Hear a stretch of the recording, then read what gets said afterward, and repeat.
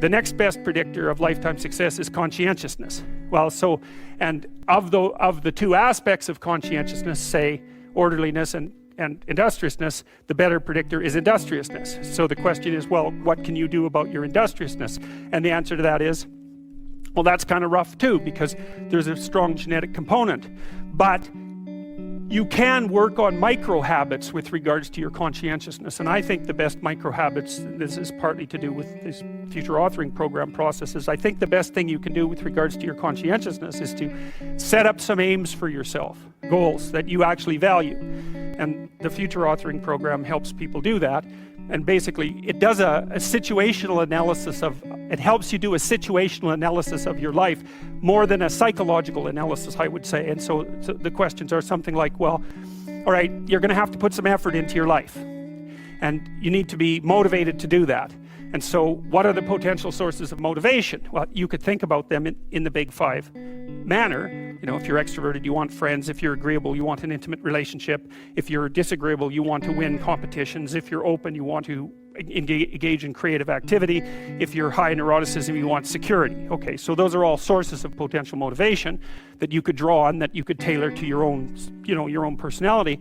But then there are dimensions that you want to consider your life across. And so we ask people about, well, you know, if you could have your life the way you wanted it in 3 to 5 years, if you were taking care of yourself properly, you know, what would you want from your friendships? What would you want from your intimate relationship? How would you like to structure your family? What do you want for your career? Well, how are you going to use your time outside of your job? And how are you going to regulate your mental and physical health, and maybe also your drug and alcohol use? Because that's a good place to auger down, you know, because alcoholism, for example, wipes out, you know, 5 to 10% of people. So you want to keep that under control. And then so maybe, you know, you develop a vision of what you would like your life to be, and that associates the goal. Once the goal is established, and then you break down the goal into micro processes that you can implement, the micro processes become rewarding in proportion, in relation to their causal association with the goal, and that tangles in your incentive reward system. You know, we talked about the dopaminergic incentive reward system, and that's the thing that keeps you moving forward. And the way it works is that it works better if it produces positive emotion when it can see you moving towards a valued goal. Okay, well, what's the implication of that? Better have a valued goal, because otherwise you can't get any positive motivation working out. And so the more valuable the goal, in principle, the more the micro processes associated with that goal start to take on a positive charge. And so what that means is, well, you get up in the morning and you're excited about the day, you're ready to go.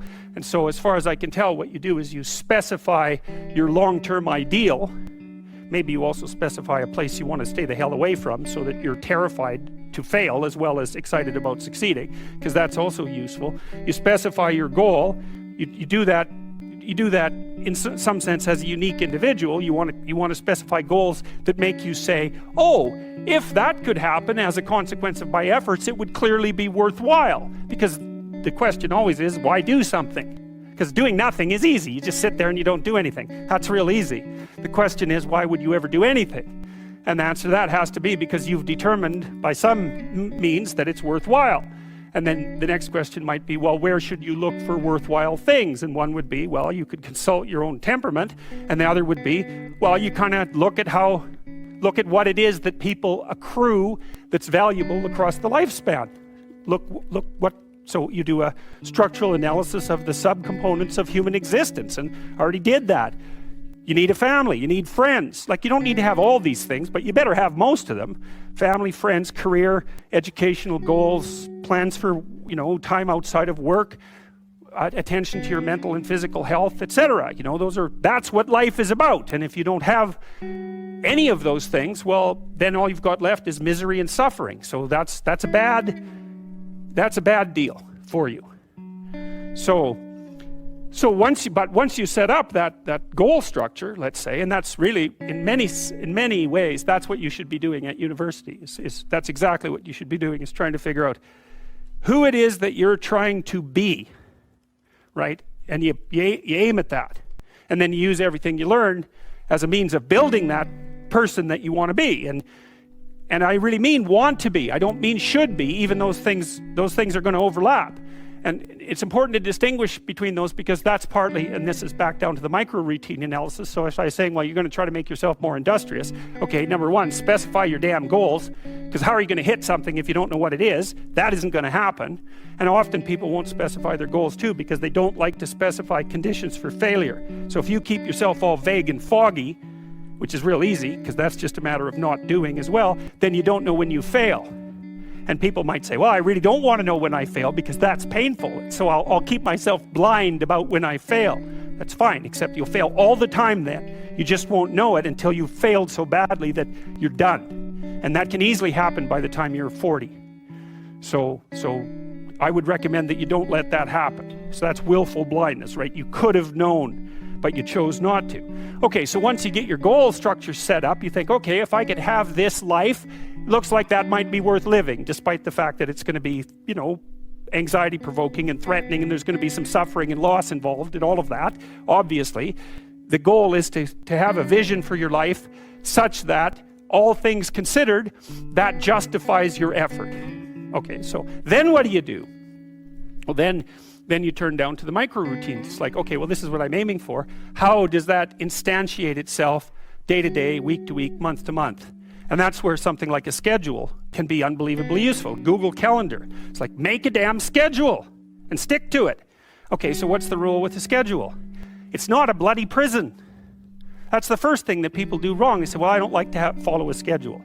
It's like, well, what kind of schedule are you setting up? Well, I have to do this, then I have to do this, then I have to do this, you know, and then I just go play video games, because who wants to do all these things that I have to do? It's like, wrong. Set the damn schedule up so that you have the day you want. That's the trick. It's like, okay, I've got tomorrow.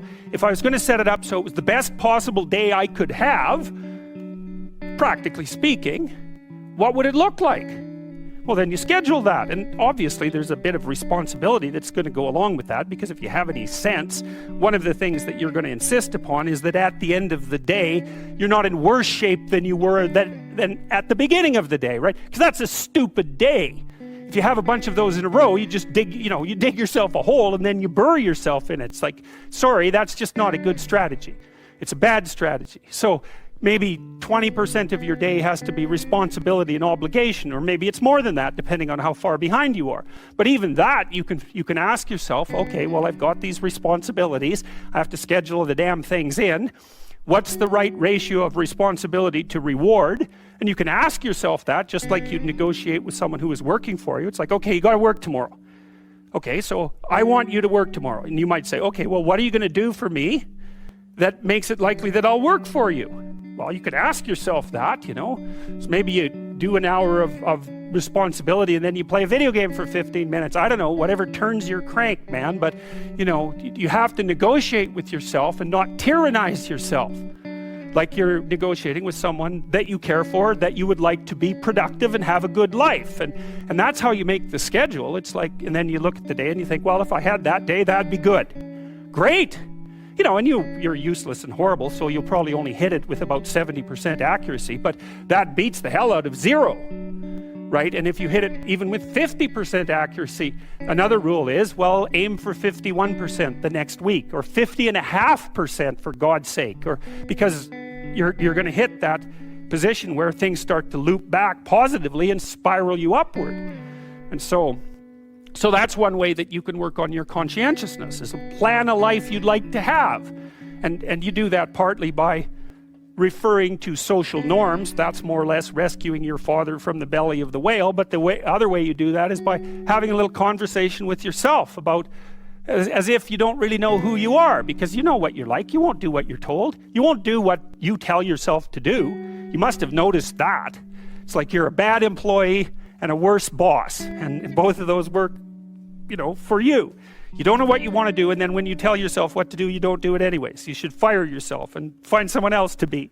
But you know, my point is that you have to understand that you're not your own servant, so to speak. You're someone that you have to negotiate with, and you're someone that you want to present the opportunity of having a good life to. And that's hard for people because they don't like themselves very much.